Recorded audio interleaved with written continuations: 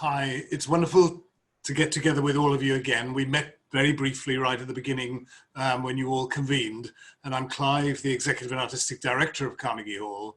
And it's my really, really great honor and thrill and everything else to be able to introduce Wynton Marsalis to all of you. I mean, you know, it's the usual thing to say that he needs no introduction, but nonetheless, we just thought in terms of welcome, really important just to speak a few words about him. I mean, you all know he's a truly extraordinary musician, remarkable composer in many genres, a band leader, and a passionate educator.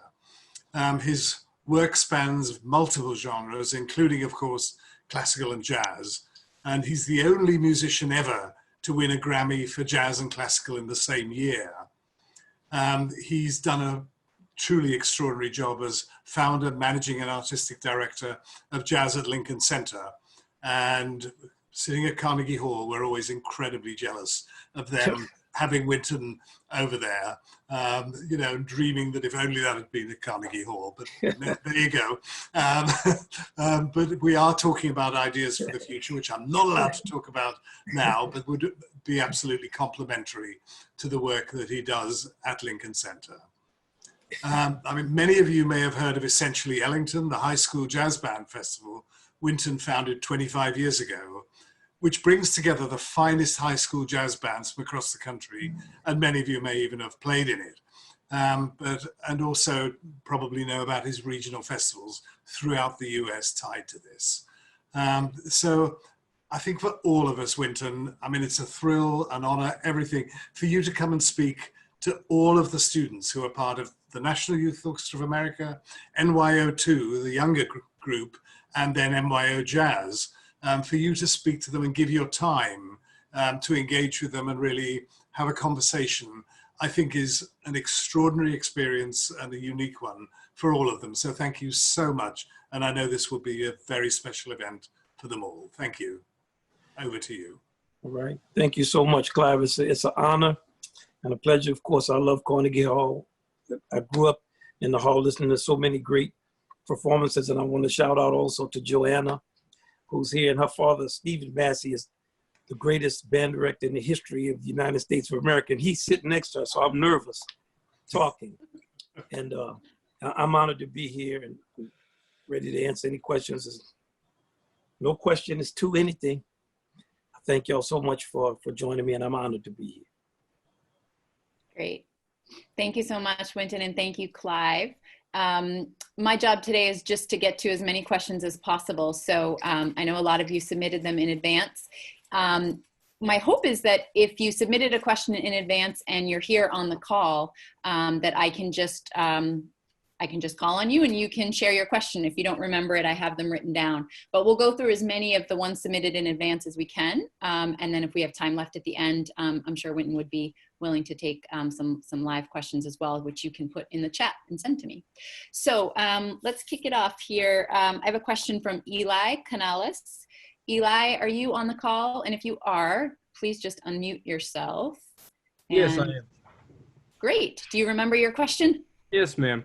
Go ahead. Okay, so I was just curious, did you enter college with the intent of being a jazz or classical musician, like one-sided, or did you kind of have both in mind? And how did you kind of manage your time throughout your career to be able to hone your skills the way you did in both fields? Thank you for your question, Eli. My father's a jazz musician, so I wanted to play jazz. I loved classical music because my father also was a person who was educated, and he taught us all of the music to try to understand and continue to learn all types of music. When I came to New York, I was trying to get out of New Orleans, number one, and I was trying to play jazz. I didn't know if it was possible at that time because most of the people were playing kind of like funk and fusion, which I had grown up playing. I didn't know actually if it was possible to learn how to play jazz in my generation. So as things had it, I got the opportunity to play jazz, had the opportunity to play with Art Blakey and the Jazz Messengers. My roommate actually in New York, I met at Tanglewood. We were playing in the orchestra, and he's a percussionist. He was 10 years older than me, and he was the drummer with the Heath Brothers. And we had an apartment uptown in New York. And he told me one night, he said, man, if you're gonna learn how to play, you have to get in Art Blakey's band. If you don't get in his band, I don't see anybody else hiring younger people. So you're gonna stay sad for the rest of your life. So I said, I have to figure out how to play with Art Blakey. And once I got into Art Blakey's band, I decided to stop playing classical music actually and try to learn how to play jazz. And one of my teachers called me to play a Vivaldi 2-trumpet concerto on a radio show. And I played on the radio show, and some kind of way the tape of that performance had gotten to Columbia Records. And at that time, I think I was 19 years old, and I already was signing a contract to play jazz. I was 18, and an executive producer heard, somebody sent them the tape of me playing on the radio and said, man, we didn't know you played classical music. We have money that we can't get out of communist countries at that time, Eastern Bloc countries. So we could send you to Czechoslovakia. We could send you somewhere where we can't get money out, and you could do a classical record. So I went over there to record the Haydn Concerto. But at that time, I didn't know that what would happen with it. And as things worked out, I started to get some publicity for playing. That's a long answer to your question, but no, so far as how I manage my time, I was always very disciplined with time in terms of practicing, studying, and also listening to music. I went to so many concerts in Carnegie Hall to hear great orchestras. And I would always ask my friends, younger people I knew playing jazz, hey, let's go check out this, or let's go check out that. Many didn't want to check out things, not just classical music, but in New York, I had a lot of mentors, writers like Albert Murray, artists like Romare Bearden, a playwright like August Wilson. I would always invite younger people to come with me to check them out, but there was not a lot of interest. So I think for me, managing your time is just a matter of scheduling the time that you don't do anything. You know, a lot of times we have a tendency to schedule when we do stuff, schedule when you don't do things, and then do everything else. And I hope that helps you with what you're dealing with, Brother Eli. Thank you. Yeah, you're right. Great. I think I see Chris Ledoux. Chris, do you want to unmute yourself and ask your question? Yeah, sure. What would be your best piece of advice to a young musician who's still contemplating what he wants to do as he grows, or he or she? You know, Chris, my best advice is follow the thing that you really love doing. And remember that no burden is too great if it's something that you love. Like, I have a little brother that's autistic, and he was born in 1970. At that time, nobody knew what autism was. And when he was like 2 or 3 years old, I was 11, around that age, 11, 12. And we went to a parade in New Orleans. And New Orleans, we have these parades, a bunch of people catching the balloons and making a lot of noise. And I noticed my mother kept shifting my little brother back from one end to another, trying to carry him, because you don't want an autistic 2 or 3-year-old kid running around in a parade.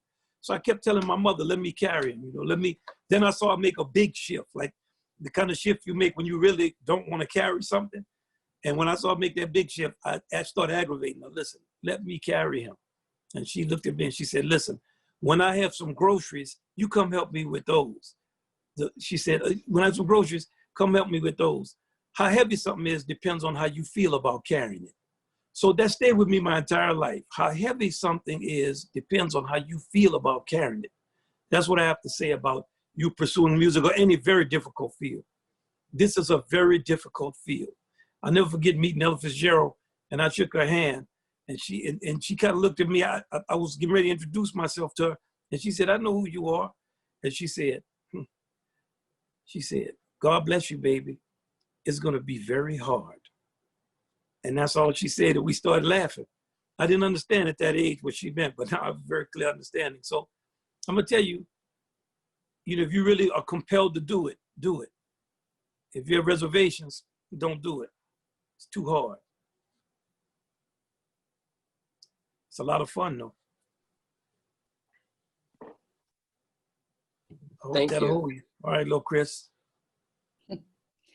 Great. Isaiah Sheeran. Isaiah, do you want to go ahead with your question? I think I asked like what inspires you. You know, it can be like non-musical or musical, and I think I asked like what your life would be like, what your life in music would be like without the trumpet. You know, Well, first, there's inspiration in many ways. You know, answering your question is inspirational. Some young people being on here, and Joanna's daddy being here. Okay, I'm not saying it as a joke. I look up to him. I admire him. I have tremendous respect for him. How he dealt with his community, the level of integrity he has as a director. I was in an unfortunate position of judging his bands. One year he had a band that I really thought should have won, and the other judges didn't want him to win. So we argued a lot about it. And he came in second in this competition, and I saw him at the end, and we had known each other for years. And I told him, man, you know, I wanted you to win or something like that. And he looked at me and said, man, we're not doing this for this. He said, we're doing this for these kids. This is an honor to be a part of it. Don't approach me with that kind of stupidity.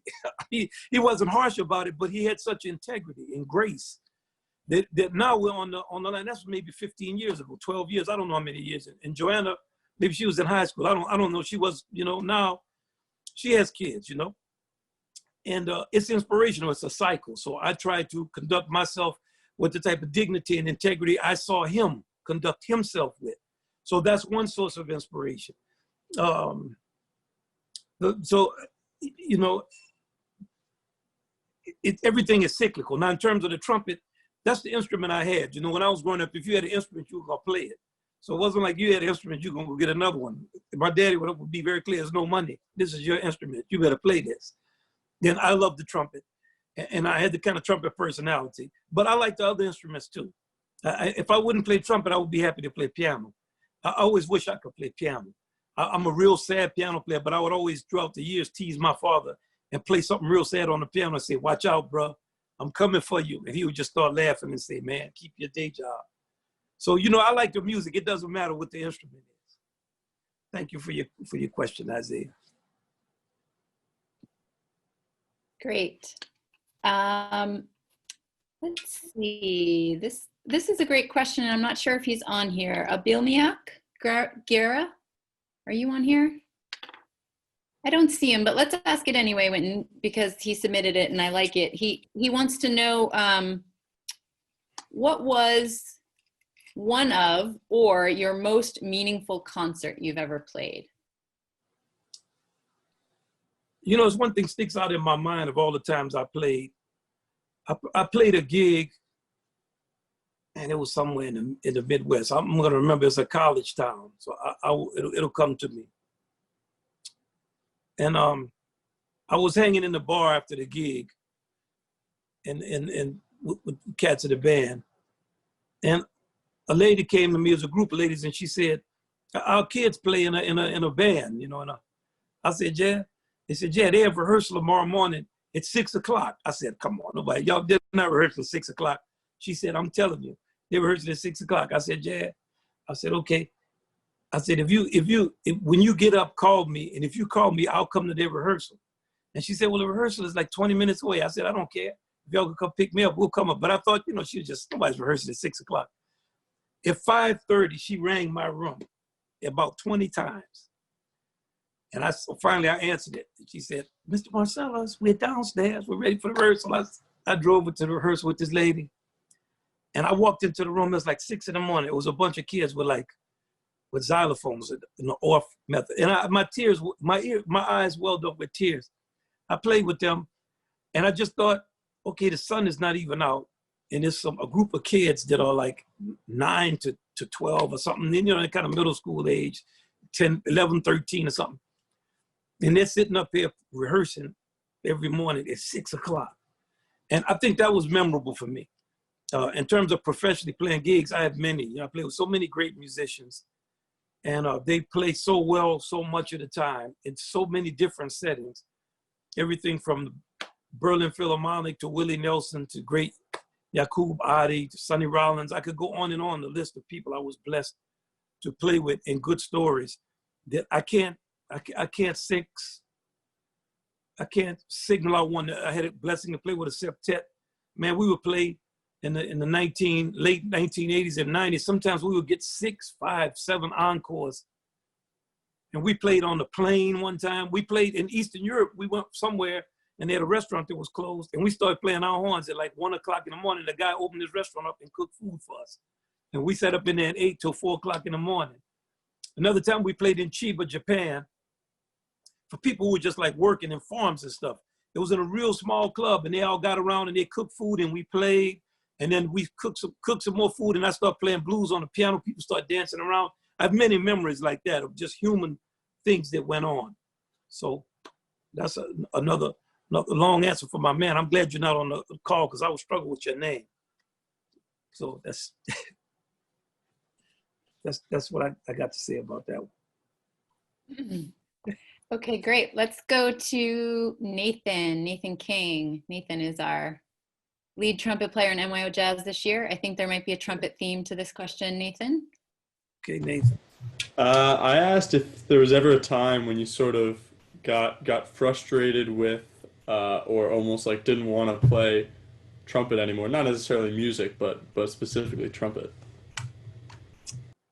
You know, I never felt that. I saw my daddy struggle so much growing up to play, and always kind of like a local musician, playing and struggling. You know, just struggling with life. So, and in terms of playing the trumpet, I always loved the instrument and playing. I had kind of an aptitude for it. Then when I was in my early 40s, I had an operation with, I had something in my upper lip.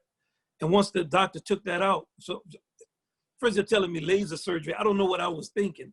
I think laser is going to be some pinpoint. But then when they cut it, it was like a knife that's a light. And then when I came back to try to play, I couldn't play at all.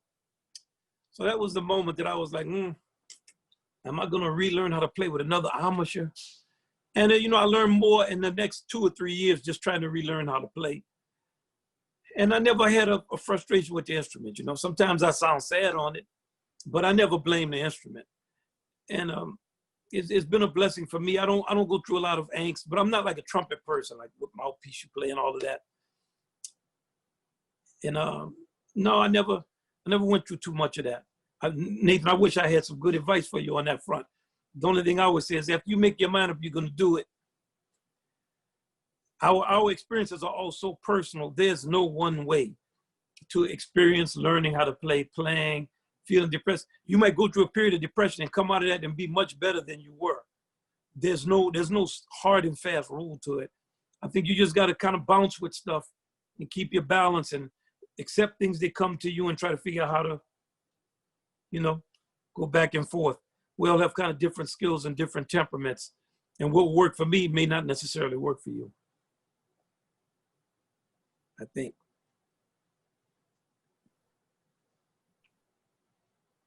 Great. Rafael Noriega, are you there, Rafael? Yes, I'm here. Go ahead. So I would like to ask, let's see, how did you set your goals when you were younger, and how would you stay motivated to achieve those goals? You know, I mean, I wanted to learn how to play. I wanted my daddy and them to think I could play. So it was pieces I wanted to learn. I would listen to stuff. I wondered if I could play it, and I practice it. I was always listening to people. I listened to Maurice Andre, and of course the jazz trumpet players. You were so far away from them, like, you know, Clifford Brown or Miles. I mean, people could play. Man, you know, then we was playing on like pentatonic scales. I listen to that and I listen to Clifford. I'd be like, damn, I'm not ever gonna learn how to play like these people.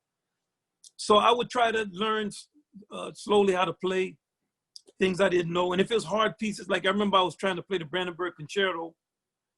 A guy came to my house and his name was William Fielder. He taught at Mississippi Valley State University. And we're all kind of country, man. You know, we grew up in the South. Everything was segregated. It's hard to explain to somebody what that lifestyle is like. And he had a trumpet in his car. It was an F trumpet. And I never played a different trumpet besides a B-flat trumpet. So I was listening to Maurice Andre, trying to learn these Maurice Andre songs off of the record. I got to this Leopold Mozart concerto. I didn't know he was playing piccolo trumpet. I mean, I was trying to play this, hitting high Fs and stuff. Man, how does this dude get this sound? He said, man, that's a piccolo trumpet. I said, huh? He said, that's a piccolo trumpet, man. He said, I'm gonna go in my car and get this F trumpet for you. So he went and got the F trumpet for me. I started trying to play it. I couldn't get a note out of it. He said, if you learn how to play this trumpet, I'm gonna sell it to you for $50. I said, okay. So I started practicing the F trumpet. And then he came back maybe 3 months later. I kind of had gotten the F trumpet where I could play some notes on it. Then he said, this is the piece you got to learn. And he played the Bach Brandenburg Concerto No. 2. He gave me a piccolo trumpet, a queen on piccolo trumpet, and said, if you can play this piece, the third movement of the second Brandenburg Concerto, when I come back, I'm gonna give you this piccolo trumpet. So I told my daddy, man, make sure Fielder don't come back until I learn how to play this piece. So, you know, Fielder will be trying to come back. Don't let him come back. And then I started to kind of get it together. And he came back and I played it. He let me have it. So, you know, I was always asking people and studying. I was always very serious about studying too, and not just studying trumpet music. So once I learned about Beethoven, I read Thayer's Life of Beethoven. Once I learned about Haydn, I started reading about Haydn, his impact on Beethoven. And I was always trying to make connections between things. I don't know why, just philosophically.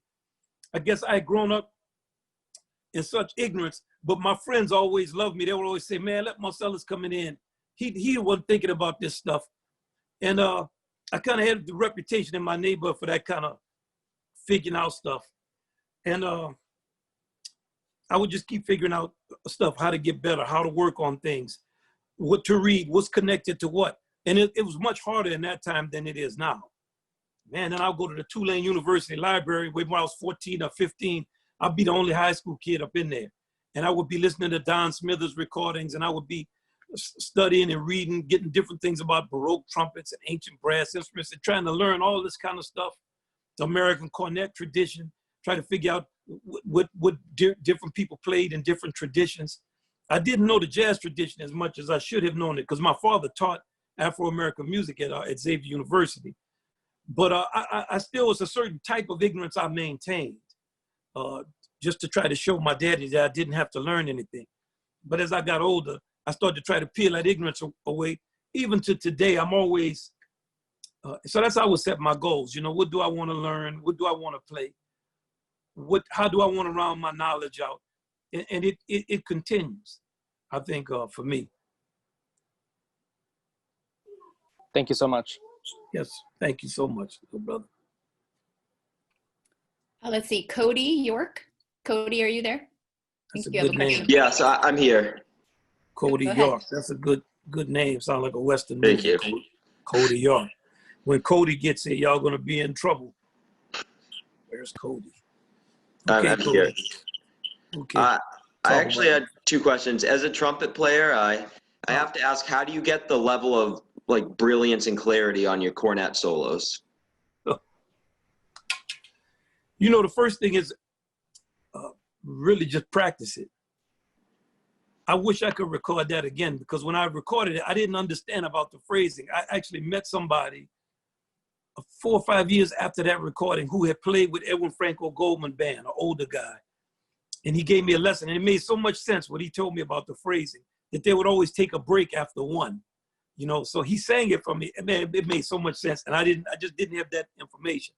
Now, in terms of double tongue and triple tongue and playing high, low, that's a matter of being very systematic about your practice and just being for real.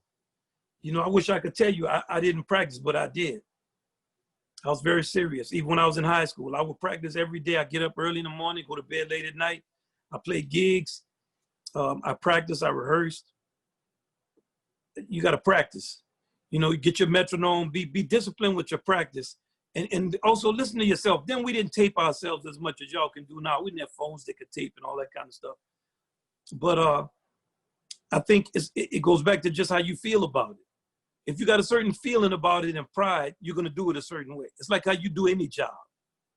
You know, I remember one summer, me and my boy painted a house. He told me, man, this is going to be some easy money, Moss. Sometimes they call me Moss. It's going to be some easy money. Man, you ever do like work with your hands up here for a long time? Man, we painted one side of this house. I was like, man, how you get me into this? But still, from him, he was saying, man, you got to do a better job than this. You got to do a better job. Just the sense of a certain integrity about jobs that you do. When you have a paper to write your outline, do your research, be for real. If you got to, you know, I was in a high school a couple of years, was like janitors in the high school to pay for going to school. How you going to do your job? It's really the same philosophy with your work ethic. Develop your integrity and your work ethic. And then you're not always running around apologizing. And then you do the best you can do, and that's all you can do. So for me, you know, practicing was never a problem, or doing some work. And I tell that a lot of times to students that I hear, if you're not really going to be serious about it, do it like a hobby, like have fun with it. You know, and you can have a lot of fun. But as a profession, you got to put in that time on it. And intelligent time, not just wasting hours sitting in the practice room.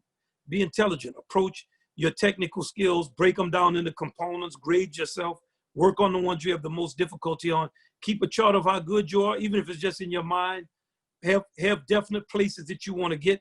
And in terms of your goals, you know, if you're looking at the exercise, I want to be able to play this in 2 weeks, or I would like to do this in one breath. I would like to be able to play at this metronome mark. I would like to. Now, in terms of your musical things, like you just got to want to make people feel a certain way. That's something that's very difficult to practice. That's just about your level of honesty and how direct you can be when you're communicating with people. And you can work on that too. And you work on that by just being honest and being for real about how you feel, and not feeling like you got to conduct a poll every time you have an opinion. Because a lot of times you're going to have opinions that people don't agree with. So be it. Let it be that. I always try to tell my trumpet students, even if I don't agree with it, you know, you got to find your own way by thinking about stuff and having it mean so much to you that you're willing to sacrifice something for it. Then when you go to speak to people and play and talk, that brilliance and that type of fire and heat is going to come out of you because you pay some dues for it and you believe in it. And you also want to communicate something to people. Now, always remember that if you have something to communicate with me, but none of it includes me, I'm not going to be that interested in it. So there's some emotions and things that we feel, that all of us feel, and some things that are only about you. Try to find things that's about you and me, and you got a better chance of communicating to me. I once told a great piano player, John Lewis, I used to go to his house all the time at noon, 1 o'clock, and I'd hang for a couple hours and just play with him. He played the piano. His wife, Mariana, really could play too. She played harpsichord. Of course, he's the music director of the modern jazz quartet for many years. So I would call him, I always tell him the same thing. Hey, Mr. Lewis, what's happening? You got some time for me today? And he would say, huh? I said, you got some time for me today? And he would say, for you, I have some time. For the music, I have all the time in the world. And then we would both laugh. And then I would go to this house and see him. But it was important to understand that. Yes, I have time all the time for the music. For you, yeah, I love you. You can come in for an hour. So, you know when you're playing for people and connect with them. And the more you can connect with people when you're playing for them, the less it's about you and what you feel and yourself. Y'all's generation is a lot more myopic in your view because you're on machines, cell phones and all of that. I'm from the country, man, segregation. Everybody in the neighborhood knew each other. Everybody was out in the street. It's Louisiana, it's hot. So, my upbringing is a little different. Doesn't mean it's better. Because you have the opportunity to hook up with many more people and you have a much broader view of the world. So I'm not saying better, I'm just saying the environment was different. It was a lot more personal. So I encourage y'all to develop both. Don't give your machines up because there's a lot of communication can go on in that, but make sure you keep that personal feeling in there.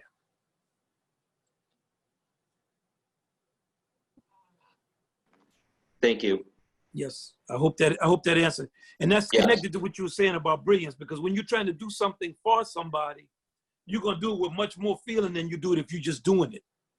It's like you cook a meal for somebody you love, man, you're putting a lot into that meal. You want them to like it. And that's how you want to be with your playing.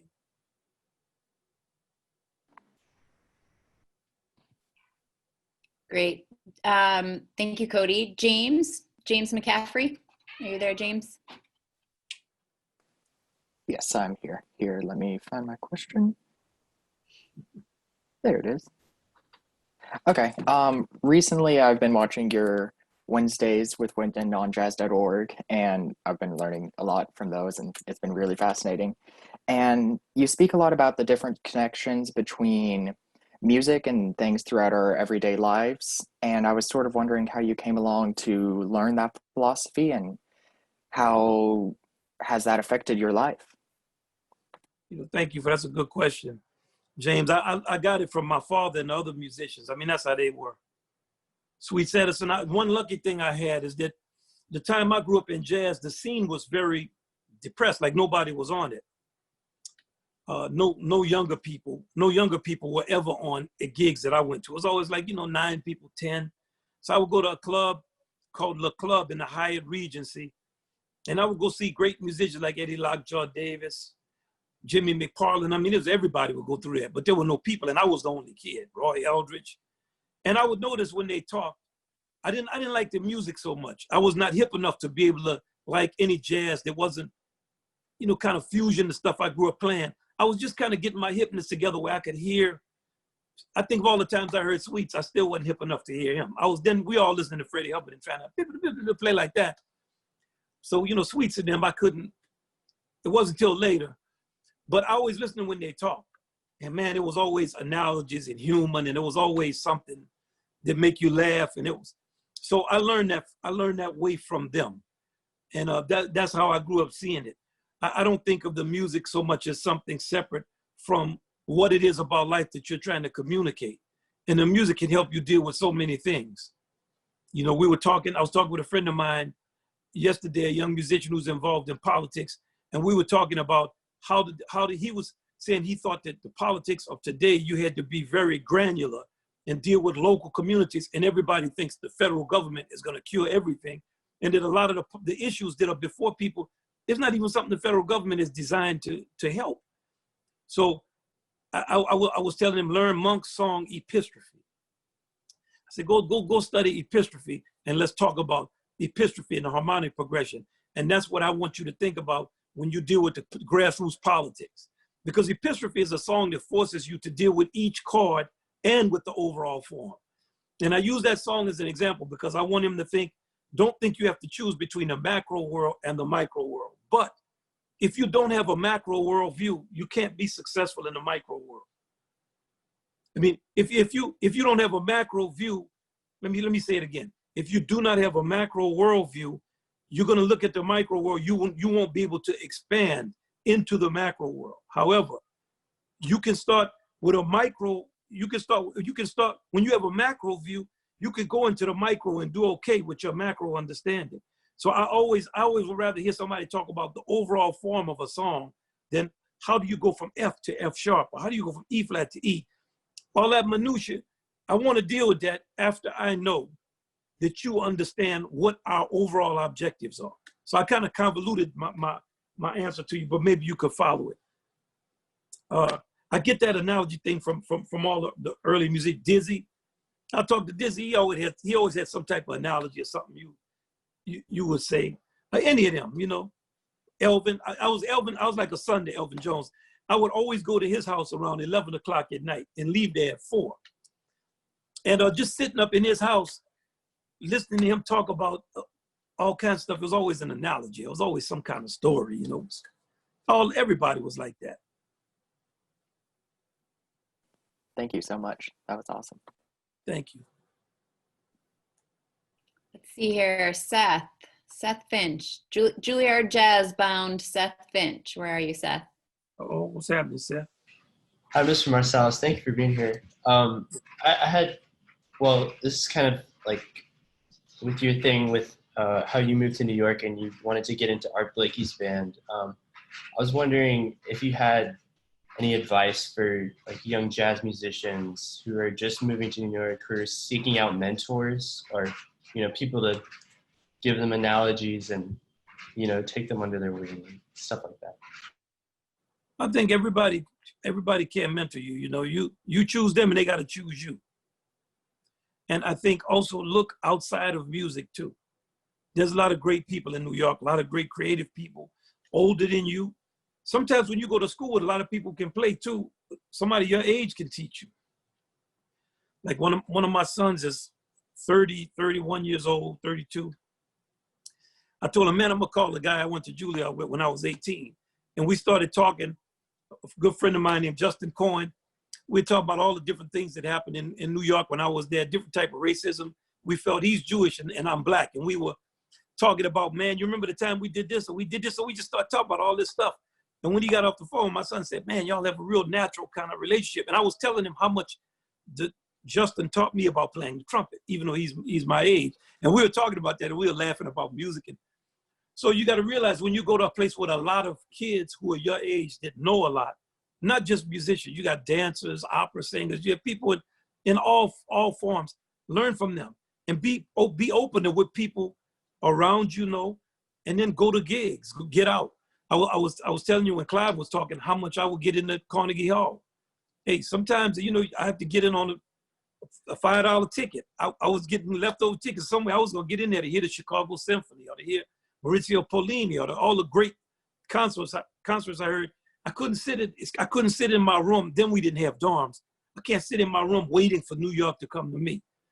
You know, there's a lot of fantastic arts in New York. So I just encourage you to get out there, and you know, stuff is gonna come to you. And the people you gravitate toward, go be around them, because they're not gonna go be around you. You got to go get around them. Does that make sense? Yes. Yeah. Thank you. Good luck. Good luck, and handle your business.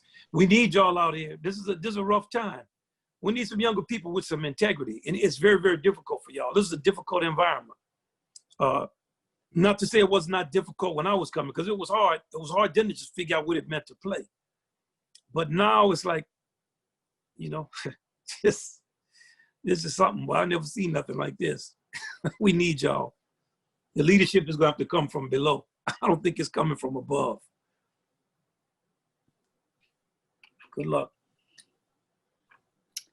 Okay, Laura Futamara. Hi. Thanks so much for spending time with us, first of Hey, all. thank you, Laura. Thank you very much. I was just wondering, what's your least favorite thing and favorite thing about working in the music industry? Well, my least favorite thing was always just the ignorance of just music, how music is treated as a product. I mean, now it's a product, and now it's mainly made by non-musicians, which is not necessarily bad. It's hard for me to explain to you how I feel about this kind of stuff, because everything is like a cycle. So if you look at things like a cycle, you realize that the least sophisticated is right next to the most sophisticated. So when you look at it like you would look at C and C sharp and B natural, hey, that C sharp is really close to C, but it's far away harmonically. It's really close spatially. So I just think music as a product, now it dominates everything. Everything is about sales, product, money. Now it's 8 people to write a song, and they each putting little component parts of it together. And it's hooks and it's machines and it's all things. It's just kind of, you know, and I know that there's many, many kinds of music and many people making music, but I just mean if this much of our pie consists of that, most of the music that people you know are listening to is people with charisma creating products that fulfill a need, that are sometimes connected to pornography in some way, or to some type of condescension to a group of people. Either they're from the ghetto or they're a certain age. The people are all stratified, and they're all being sold to based on whatever their tribe is. I don't like that so much. I think that because it's hard for you to know who your tribe is unless you really are exposed to a lot of different things. And the predisposed prejudice that you will have just by things that are sent to you on your telephone, that you now can curate your life experience. If you're not a curator, you're going to have a hard time. You need things you don't like, and you need people you don't like. You need points of views you don't agree with. You need to argue and go back and forth to find balance. You cannot be the curator of your world. So that's the thing I think I don't like the most, is just the preponderance of products made by charismatic people who are creative but have never figured out anything about music. So because they don't know anything about music does not mean they can't make products that are actually more interesting than the products a musician would make. It's that strange kind of place in creativity where not knowing something helps you. We need more of a balance of both. People who know something with the freedom of a person who does not know. That's a lot of times when people say, think like a child or do something like you don't know. I hope that answered you. That's kind of complex answer I'm trying to give you. Oh, thank you so much. All right, I'm sorry if I didn't get directly to with you, but I don't like all the propaganda. Because if you're not equipped, if you're a young person, I don't know that you're gonna be able to defend yourself. you don't have enough knowledge. And a lot of times these kind of early prejudices prevent you from ever being able to acquire the knowledge. So you have to be it's really important for you to listen to points of views that are not your own, and to be for real about listening to what people are saying and trying to come to grips and not just dismissing it right offhand.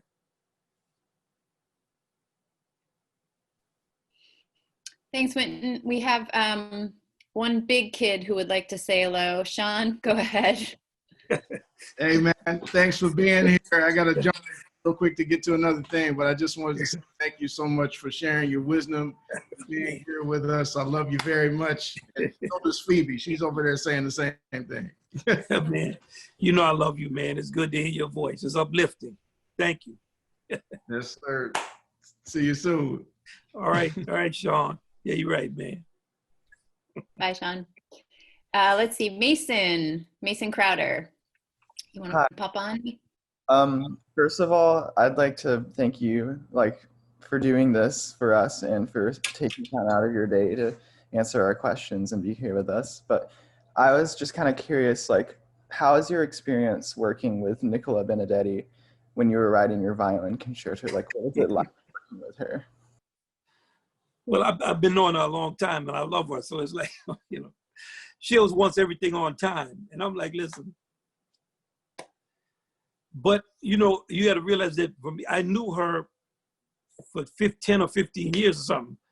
She would always call me and ask me questions about, music and organizations, and very mature. Like, I'd be wondering why somebody played the violin, she'd come out and hear the band and be into jazz. And so, it was good. It was, I was writing it for her, so I was trying to make it be something that she wanted to play. And I actually learned more writing for her than I had learned in all these years, because then she was playing it, and it was very interesting how she could play a whole concert. And every time she would tell me something was wrong with it, it would be like something that was either not written what was in the score, or a dynamic wasn't in, or something was in the wrong clef. I was thinking, man, how could she sometimes she would send me a list after a concert of 60 things. Check this measure, check that. The viola should come in on this, and it would be very specific. And I would say, that's why you messing this piece up, because you're too busy listening to what everybody else is doing. And she would laugh. But it was great. It's great working with her. And she's very, very serious about music. So somebody that's serious is always a pleasure. Thank you. Thank you. Great. Julian Martinez. Question from the chat here. Do you want to jump in? Hello. Hey, now. I just had a question. Sometimes I have a battle between imitation and inspiration. And I was wondering how you balance being inspired by the way somebody plays without sort of becoming somebody who just imitates the playing of all of their idols. How old are you? I am 17. One thing I'm gonna tell you that will help you is listen to yourself and write down what you like about your playing and what you don't like. And try not to be try not to have a lot of anxiety about it. It's too much anxiety around playing. You can't get a good understanding of who you are if you're that anxious. So write down what it is that you like.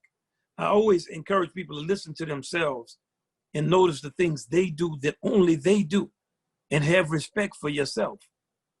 It's easier to see another person than it is to see yourself. It's kind of like when you hear your voice on a tape recorder, you almost never like it because you never hear your voice from in front of it. So I think that's a good question, but I think, part of which in the arts, your individuality is something you have. You don't have to earn your individuality, you have it. What you have to earn is an individuality that's tough enough to survive an education. And if your individuality can't survive education, you're not going to get to a certain level. So Beethoven had to go through Haydn. He couldn't be Beethoven without Haydn. So if he just say, well, I'm Beethoven now, I don't want to deal with Haydn. Well, there's a lot of information you're not going to get. So, and this is true, try to take it out of music and think about something like cooking. Maybe you learned how to cook from your mother or your father or your uncle or your grandmother, grandfather, whoever you learned how to cook, you're gonna cook exactly like them. But then you start to notice, you know, they like salt, I don't really like that. Or they like this, I like this. They hate eggplant. That's one of my favorite things. You start to put your thing in stuff. And always have respect for yourself and what you can come up with. So that's the best I can give you. And don't be afraid of imitating when you're young, because you're gonna imitate something different that you like in a person than I would imitate. Don't feel like those two things are opposites. Then many times we think things are opposites that are not opposites. Always remember that the opposite of a thing is not necessarily not that thing. You know, it's a hard concept to understand. But if you think about it, the opposite of fire is not dry, it's water. So if you use that as your guideline, you're gonna start to realize, okay, this is this and this is that. It helps you to develop your acuity. Then you're not a Democrat or a Republican or left or right. When you start thinking in those terms, that dual binary narrative does not serve you in your creativity. Think of a cycle. Now, when you're thinking of a cycle, you're getting closer to something that helps you. Thank you so much. Yes, indeed. Thank you. See, Leah Stallman. Hi. Thank you again for taking the time to speak to us today. I wanted to ask, what did you see as the most valuable thing having the combination of both classical and jazz in your professional career? For me, the most valuable thing was learning how to hear longer forms, to develop the attention span to be able to hear a longer form piece of music that does not have to be repeated over and over again. If you think of most of the music that the world is listening to now, popular music, there's a lot of repetition, very little thematic development. Once again, I'm not making a value judgment on it. I'm saying that's what it is. With classical music, you know, you listen to a piece like, the first piece I ever really played was Beethoven's Fifth in a civic orchestra concert, and just people in the community playing. And I remember being able to just hear that one theme in a million ways. I thought, okay, this piece is kind of long. Because if you listen to radio, stuff on the radio, 3 minutes and 30 seconds, the song is over. Now it's 42 minutes. I said, wow, you got to be able to keep your attention span and follow these themes and all of that for 40 something minutes. And if you listen to something like John Coltrane, a record like Crescent, you have to follow like a 10-minute solo. That's a lot to follow. So the one thing blessing, I think, is for me, has been to be able to hear longer pieces of music and to be able to develop my taste all these years with that type of attention span. And all the great composers, music, everything from Palestrina to Shostakovich to, you know, you could go on and on the list. It's not a lot of people across time, but it is a lot of people in your lifetime. So you might have 25 of them that you could listen to in your lifetime. It took 300 and something years to get to those 25.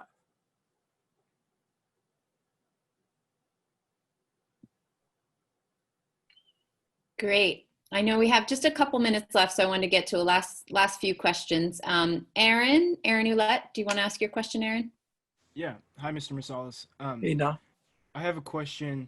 I was just wondering if there's a visual artist who has inspired you or influenced you in your music, whether that's an album or like a big band chart or arrangement or writing or anything.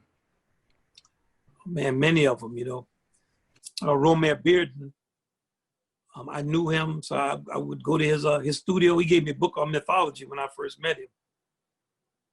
I gave him something. He agreed to do an album cover for me, and I drew out what I wanted him to do, and I gave it to him. And you know, you can keep your head in the down position, and you look up at somebody, and that means they did something stupid. That's how he did me. He went. Then he said, "This is what you want me to draw?" And I realized I shouldn't have did that. So I started kind of cheesing, and yes, sir. And he gave me a book of mythology. He said, "Learn this mythology." So him, my favorite is probably Matisse. I love Andre Matisse. I love anybody who's modern and lyrical at the same time. William Butler Yeats, kind of Irish poet, I like him.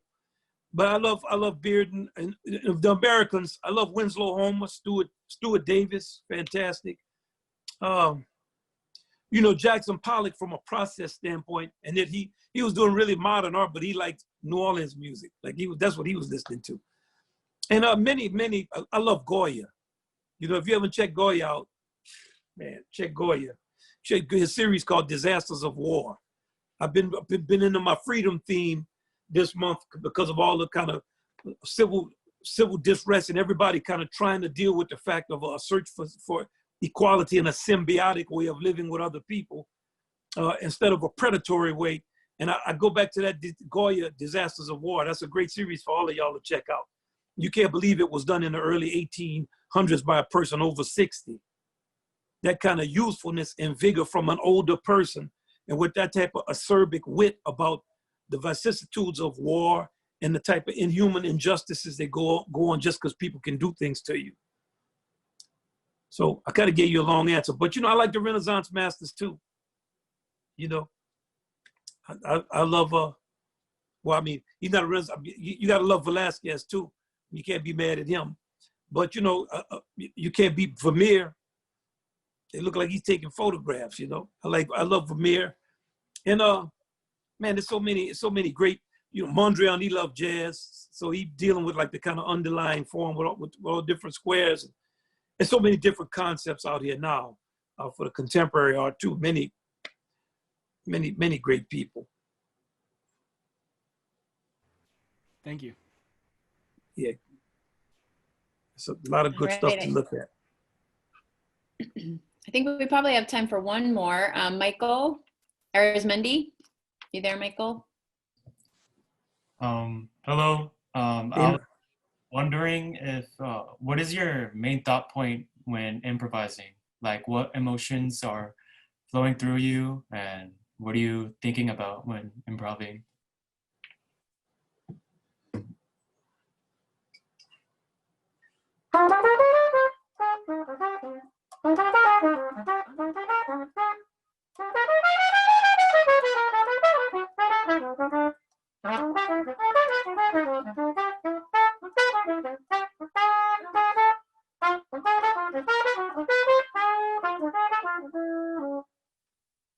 Just that. Little,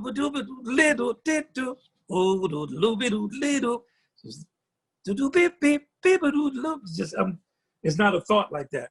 Because if you ever thought there's not the music, then you're going away from the music. You have to train your mind to think in the music and go by your instinct and train your instinct. Rely on your ears. If you think in chords and all of that, you're not going to play right. Like if I start playing a progression like giant steps and I'm going,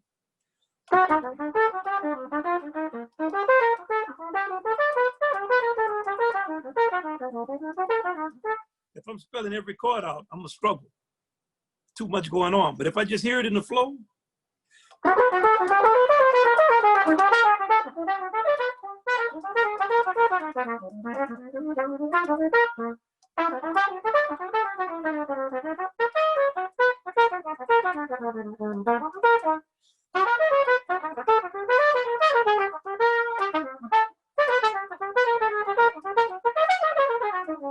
I can just go on and on. I'm just hearing it. Boo, bee, boo, boo. See what I'm saying? I'm not thinking, if something don't come out, I'm just kind of, you see, I'm even moving like I'm juking somebody on the field.